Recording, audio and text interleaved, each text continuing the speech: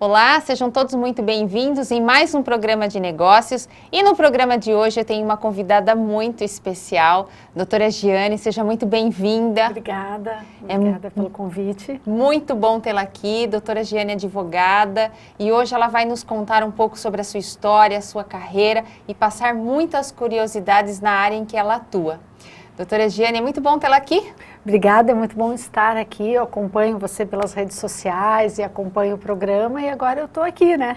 Que bom. Então vamos conversar um pouquinho. Doutora Giane, para que os nossos telespectadores conheçam um pouquinho, conta um pouquinho para a gente quem é você, onde você nasceu, sua família, conta um pouquinho a sua história para o pessoal lá de casa. Tá bom. Então, a Giane é uma menina de Curitiba, né? Já dá para notar pelo meu sotaque, né? A gente sai da cidade, mas a cidade, na verdade, não sai da gente, né? Não importa para onde a gente vá, é sempre assim.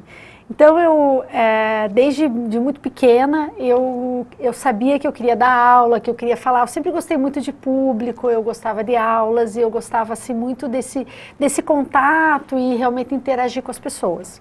À medida que eu fui crescendo, eu fui sentindo esse dom e essa vontade de advogar e unindo as coisas, porque de fato, depois eu me tornei advogada e professora. Mas eu cresci, estudei em Curitiba, tive algumas passagens fora de Curitiba, mas estudei, fiz alguns cursos fora, mas a minha formação mesmo foi feita toda em Curitiba. E depois que eu me casei, que eu acabei ganhando um pouco o mundo, né? Que por causa do trabalho do meu marido, a gente acabou saindo de Curitiba, fomos mais para o sul, ele também é do sul, do Rio Grande do Sul, moramos lá. Depois viemos para São Paulo, voltamos para o sul, voltamos para São Paulo e viemos para Itu. E aqui eu estou já há mais de 3 anos, né?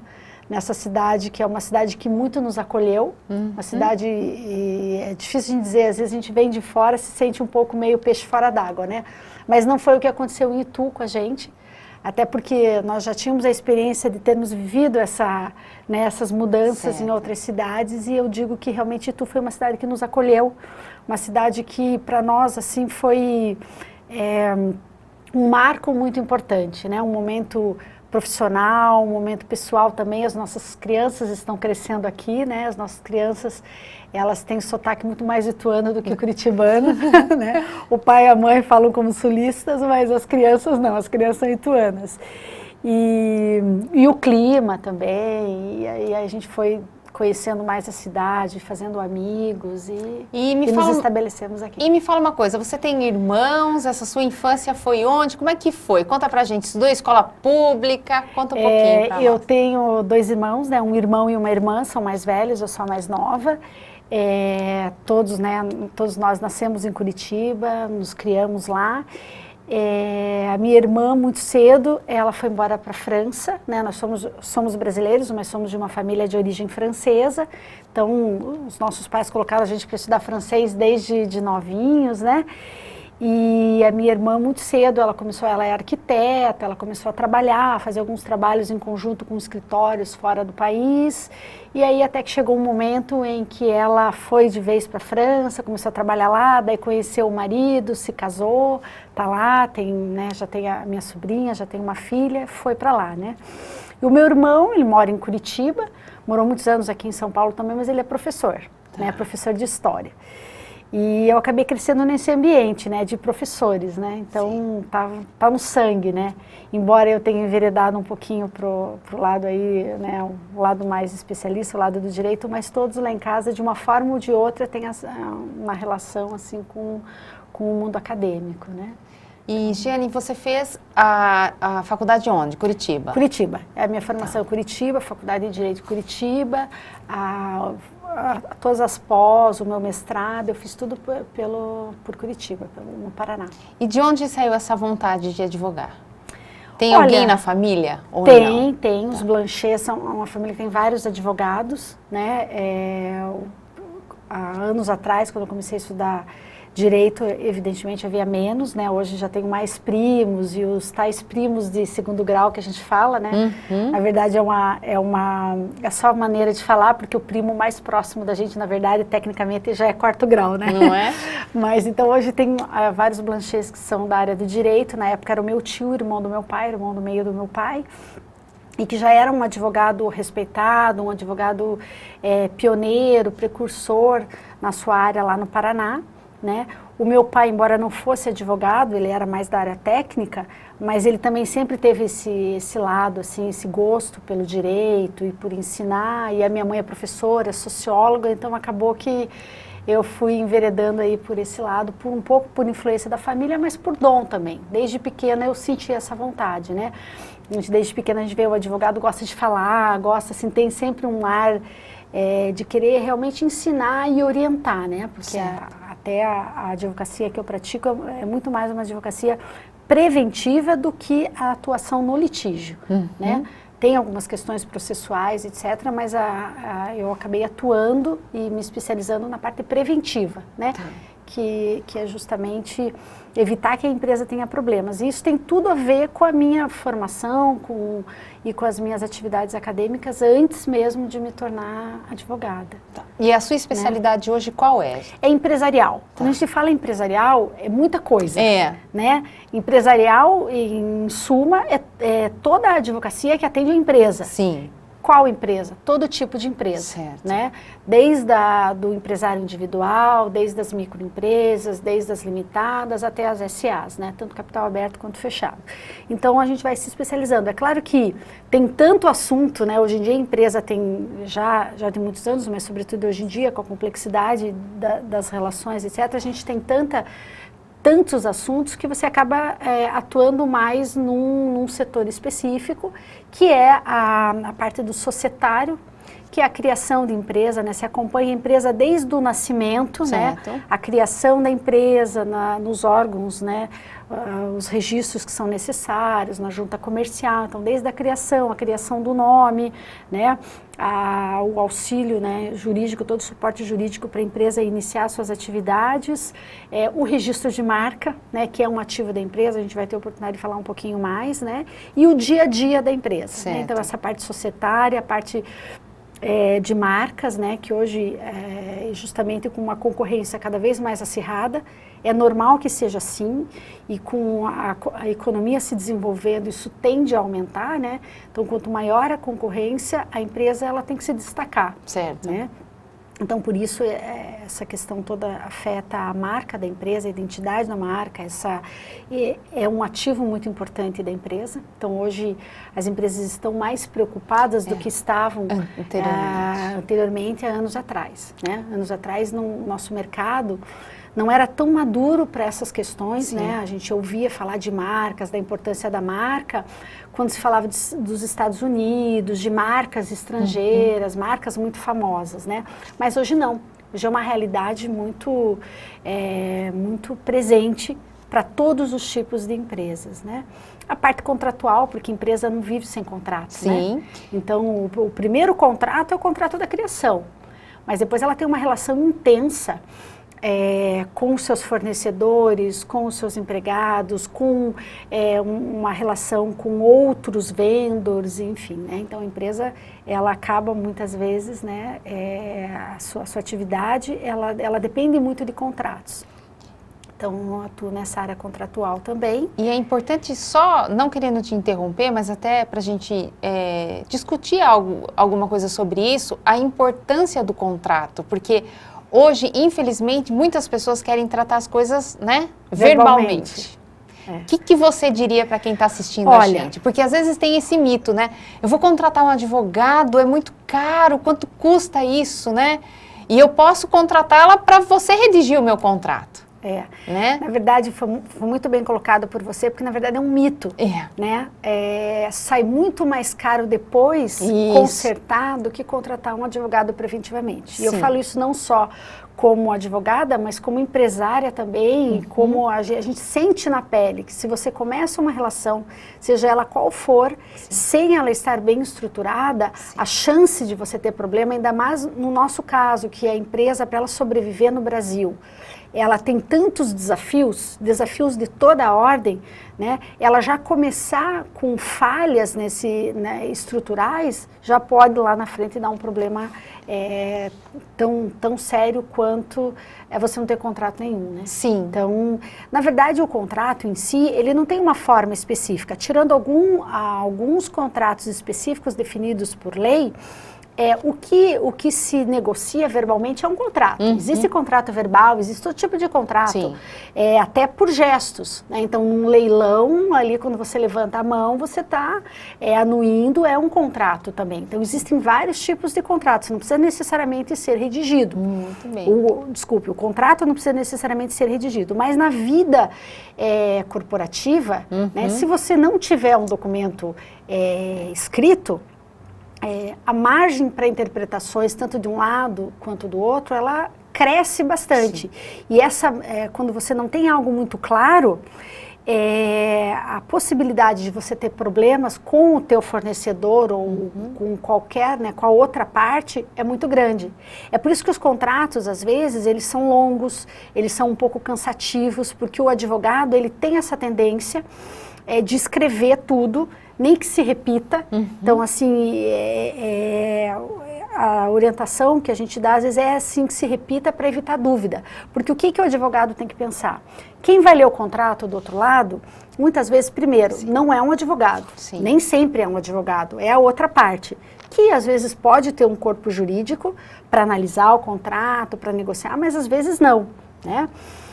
E se esse contrato vir a se tornar no futuro um litígio, né, a ideia é que com um contrato isso nunca aconteça. E até para o pessoal lá de casa entender o que é um litígio, para quem está nos assistindo. Então vamos imaginar, o contrato, ele é feito e ele é redigido para que as partes não tenham problemas. Não né? saia brigas. Para que não saia briga. Então, e o contrato, isso é muito importante, ele tem que ter equilíbrio. Certo. Né? É por isso que a gente fala, quando fala do Código de Defesa do Consumidor, ou mesmo na relação do trabalho, entende-se que a relação, ela... originariamente ela não tem um equilíbrio. Sim. Então a lei ela favorece em determinados aspectos aquela outra parte que entende-se que está em desvantagem para que justamente tenha um equilíbrio. O bom contrato é aquele contrato que é ganha-ganha. Esse contrato, ele dificilmente ele vai dar problema, mas ele pode dar. Tá. Então qual que é o trabalho do advogado? Justamente entender a necessidade do seu cliente, analisar a questão sob a ótica do seu cliente e defender sim o interesse dos seus clientes, mas de forma que respeite a boa-fé, né? Que não queira, ele não pode e o contrato não pode lesar a outra parte, tá. Né? Sempre pensando no equilíbrio. E ele tem que ser escrito de uma forma tão clara que mesmo que as partes elas cheguem tendo um contrato bem estruturado, elas cheguem numa desavença, mesmo assim seja fácil para o juiz analisar, porque o juiz, embora ele tenha um autoconhecimento, ele não é especialista em todas as áreas. Sim. Às vezes ali pode ser um contrato referente à transferência de tecnologia, alguma área muito específica do direito que o juiz entende, mas ele não é o especialista. Sim. Então, inclusive para que um outro profissional da área possa entender. Por isso que os contratos, muitas vezes, eles têm várias cláusulas falando de alguns temas. O contrato escrito, normalmente, ele tem uma estrutura básica, né? Ele tem que ter essa estrutura básica, mas ele se atém àquelas questões que são realmente mais importantes e mais polêmicas naquela relação. Então, aquilo tem que ser reduzido a termo, tem que ser escrito para a proteção das duas partes. E deixa eu te perguntar, teve alguma causa especial para você ir para o lado de marcas e patentes? Não me responda agora. Não me responda agora, porque o pessoal que está em casa vai ficar curioso como eu estou aqui curiosa para saber, mas não saia daí que a doutora Giane vai nos contar no próximo bloco.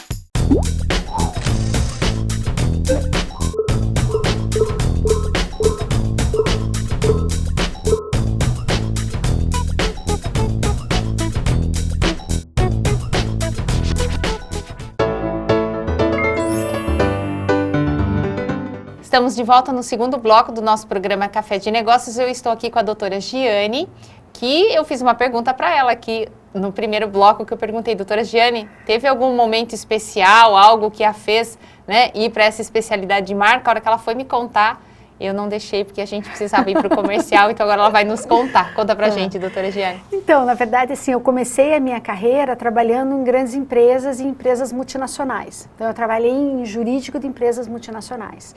E mercados estrangeiros, eles são mercados que estão mais maduros para essa questão de marca. Então, essa preocupação do empresariado com a proteção da marca começou antes. É um movimento que a gente já vem crescendo no Brasil nos últimos anos, tem crescido bastante. Não é à toa que a gente vê cada vez mais marcas e procura por registro de marcas. Então, é um mercado realmente que tem amadurecido muito e tem se preocupado com a proteção de marcas. Certo. Então, nesse momento em que eu via a preocupação que a empresa tinha até para vir antes mesmo de se implantar ou de lançar um novo produto no país, eles se preocupavam com a proteção da marca e não só a marca em si. Porque existe o registro da marca no INPI, que é onde começa, digamos assim, a vida daquela marca enquanto marca registrada.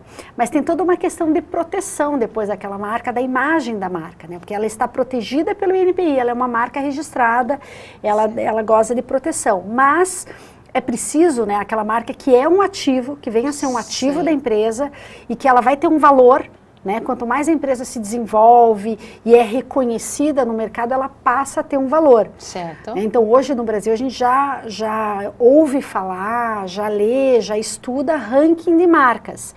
Né? Já existe ranking de marcas, então a gente vê aí grandes periódicos que já tratam de, né, as marcas mais valiosas do Brasil, isso já existe, né? Então é essa preocupação, mas depois que tem a marca, e daí? Por que ela é uma marca valiosa? Certo. Porque ela só foi lá e registrou a marca no INPI? Não, ali ela já deu, digamos assim, o primeiro passo e já é um passo fundamental.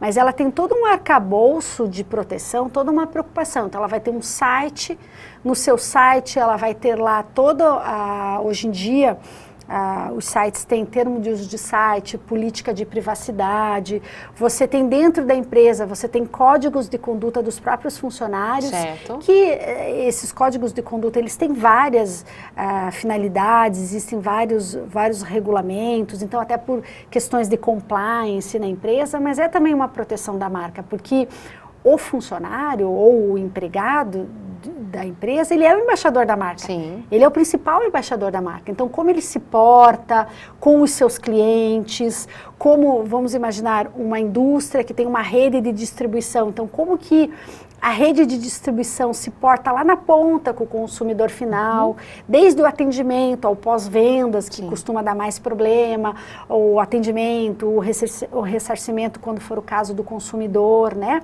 Até as suas mídias sociais. Certo. Como que essa empresa, que é detentora de uma marca, ela se porta nas mídias sociais, como que é o site dessa empresa. Então, ela é um site que a gente diz fair, o cliente entra lá, facilmente ele entende as informações, ele entende, existe uma política de privacidade em que a empresa diz, olha, o usuário, né, quando ele entra aqui no meu site, ele é um usuário, mas não deixa de ser meu cliente, ou meu consumidor, ou potencial cliente. Qual é a minha regra de privacidade? O que eu vou fazer se você enviar seus dados para mim? Hoje a gente tem legislações cada vez mais modernas e mais protetivas de dados pessoais, sobretudo. O que eu vou fazer com esses dados? O que eu vou fazer com o teu cadastro que você vai fazer no meu site? Né? O que eu vou fazer aqui? Que tipo de segurança eu tenho para essa informação? O que eu faço com essa informação? Eu troco essa informação com parceiros comerciais? Eu uso de que maneira? Sim. Então, esses documentos, a gente escuta tanto falar política de privacidade e termo de uso de site, normalmente são documentos que têm funções distintas, mas que é comum também a gente encontrar eles ou no mesmo link no site, ou muito próximos, ou num documento único em que você tem as regras, o termo de uso de site são as regras para ensinar o usuário não só como navegar, mas o que ele pode e o que ele não pode no uso daquele site, se ele pode copiar um determinado link, uma determinada informação, qual é a origem daquelas informações, que cuidados que o usuário tem que ter, tudo isso colabora para fortalecer ou não a imagem da marca. Imagem da marca. Né? Tá. Então, é importante ter a imagem da marca, mas não é tudo. Tá. Né?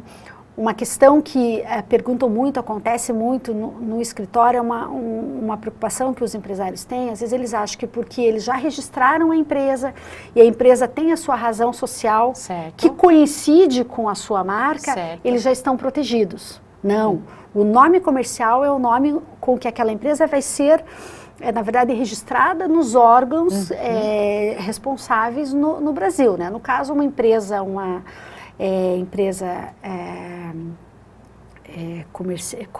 comerciante ou um empreendimento que atue na área empresarial, ele necessariamente vai ter seu registro nas juntas comerciais competentes de cada estado, etc. Então, esse é o primeiro registro em que você tem o nome da empresa.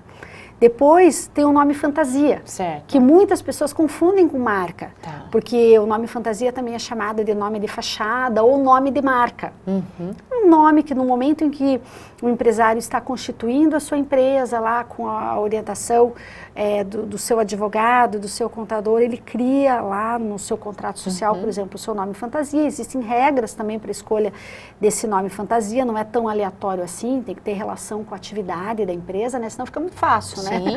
A gente sai por aí catando nomes fantasias, né? Sim. E acaba, às vezes, indiretamente prejudicando outros empreendimentos.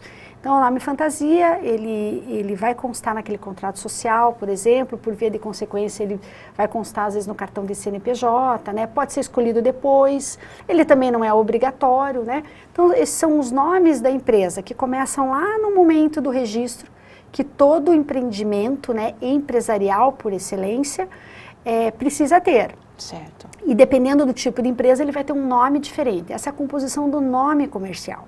Então, é uma questão. Agora, a marca, ela é completamente diferente e para que o empresário tenha exclusividade de produto e de serviço, com aquele nome, né, ou com o logo, porque a marca ela não precisa necessariamente ter um desenho. Ela pode ser só um nome, ela pode ser só um desenho, ela pode ser um nome e um desenho, ela pode ser só uma forma. entendi. Tem marcas que são conhecidas, são as marcas tridimensionais, só por uma forma. Entendi. Então, você vê lá a silhueta de uma garrafa, a silhueta de uma embalagem, você já sabe qual é o produto. Né? Então, essa é uma marca tridimensional. Certo. Então, a partir do momento que essa marca é registrada, então o detentor daquela marca, ele vai ter direito a usar, né, com exclusividade para identificar o seu produto ou o seu serviço Entendi. com aquela marca. Então, são providências diferentes. Certo. Então, o nome, o registro da empresa, o nome fantasia, que seria o apelido da empresa, Certo. e a marca, que tem o seu registro no INPI, que é o Instituto Nacional de Propriedade Industrial. Então, é ele que tem esse poder e pode conceder as marcas, né, que tem uma validade por 10 anos. Então, toda marca, uma vez concedida, isso é muito importante o cliente, o consumidor, o empresário ficar atento. Uma vez que o empresário conseguiu o registro da sua marca e conseguiu o seu certificado, em 10 anos ele tem direito a ele não vai mais passar por um processo de análise e um pedido de registro, é um pedido de renovação. Então a marca ela já foi analisada e já foi concedida. Tá, okay. Mas se ele não se atentar, se ele não pedir a renovação até completar os 10 anos, ele perde. Ele perde. Então sempre o interessante é 6 meses antes, Tá. né, eu sempre oriento as empresas clientes que 6 meses antes do vencimento elas já comecem a se preparar e para tomarem as providências para pedir a renovação.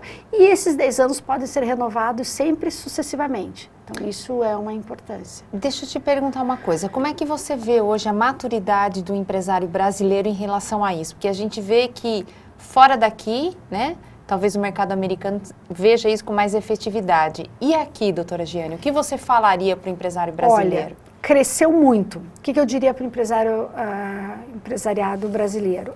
Cresceu muito, como também a busca, a procura do advogado antes dos problemas acontecerem também cresceu. Então, antes, a cultura do empresário brasileiro era muito focado em chamar um advogado só se desse algum problema. Sim. E um problema que não conseguissem resolver sem chamar o advogado. Porque havia muito o entendimento, em certo sentido, até um mito, de que advogado é muito caro. Sim. Né? Diferente da cultura americana. O americano, ele procura o advogado antes de empreender. Certo. Né? Antes das grandes iniciativas, ele se aconselha com o advogado. No Brasil, não. No Brasil é diferente, vai procurar o advogado só quando realmente deu problema. E aí sai mais caro, porque é mais caro resolver um problema do que você começar a ele estruturar para que não tenha problema, começar uma iniciativa bem estruturada desde o início para que não tenha problema.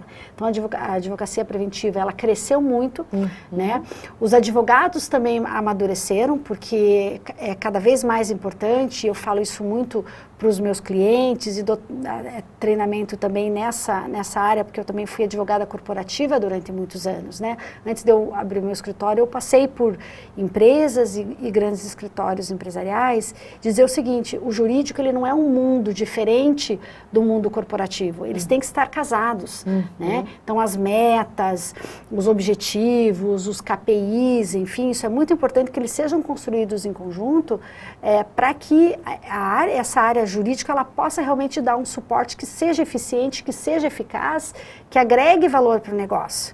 Né? Mais do que isso, que acelere, o empresário ele tem que ver o jurídico como aquele que vai ajudá-lo a atingir o seu objetivo e não como aquele que vai freá-lo. Mas para que isso aconteça, é importante também que o jurídico, os advogados, eles também deem um passo à frente, né? No sentido de terem seus pareceres cada vez mais realmente compreensíveis. Claro que tem toda a questão da segurança jurídica, do rigor jurídico, que é a obrigação do advogado dizer ao empresário, mas tentar achar soluções legais e que realmente façam sentido para o empresariado. A partir do momento que os jurídicos começam a agir também dessa forma, a gente tem um movimento contrário do empresariado se abrir um pouco mais para a advocacia preventiva. E quando eu falo advocacia preventiva, a gente fala também das orientações para a marca. Então, hoje, com a concorrência, a economia, aos poucos, reagindo, né? O mercado voltando a se abrir. Agora a gente tem, eu comentava, a gente tem uma nova normativa que é o Protocolo de Madrid, pelo qual marcas estrangeiras podem conseguir o seu registro no Brasil e vice-versa, né? Marcas brasileiras conseguirem o seu registro em países signatários desse mesmo protocolo de uma forma mais célere, até com custos mais baixos. Com isso aumenta a concorrência. Então não bastasse a concorrência dos empresários nacionais, você pode ter também marcas internacionais aqui com proteção no Brasil e atuando no Brasil. Então, o que fazer? Proteger, né? Proteger e reforçar a imagem da sua marca com todas essas providências que a gente fala. Um site, mídias sociais, com os documentos corretos, com a revisão correta, né? Robustecendo a imagem da marca. Hoje o empresário, até por conta da concorrência, já percebe um pouco mais, né? Ou até muito mais do que percebia há 10, há 15, há 20 anos atrás, até os empresários pequenos. Porque não é raro eu receber, por exemplo, um contato de um empresário me procurando, dizendo o seguinte, olha, eu estou iniciando a minha empresa, eu sou uma startup. As startups têm até aquela visão assim mais de moderna, ligada à tecnologia, ligado a experiências no Vale do Silício, enfim, eles já vêm com essa experiência americana, então eles já vêm preocupados com o registro da marca, eles já vêm preocupados com que eu preciso construir uma política de privacidade para o meu site, um termo de uso de site, como que eu faço, e então essa preocupação é cada dia maior. E mais responsável dos empresários. Doutora Jeane ficaria aqui horas te ouvindo falar. Eu ficaria falando. Porque tem muita curiosidade para a gente, né, saber, tem muita coisa por trás. Isso que a gente não falou de patentes não conseguimos ainda, nem chegar. Mas a marca, ela acaba sendo muito mais comum. Sim. Todo empresário, era o que a gente comentava, todo empresário tem uma marca. Sim. Se ela está registrada ou não, é outra história. Sim. Como ela que tipo de marca é uma outra questão. História. Mas todo empresário tem a sua marca e tem o que zelar. Pelo que zelar.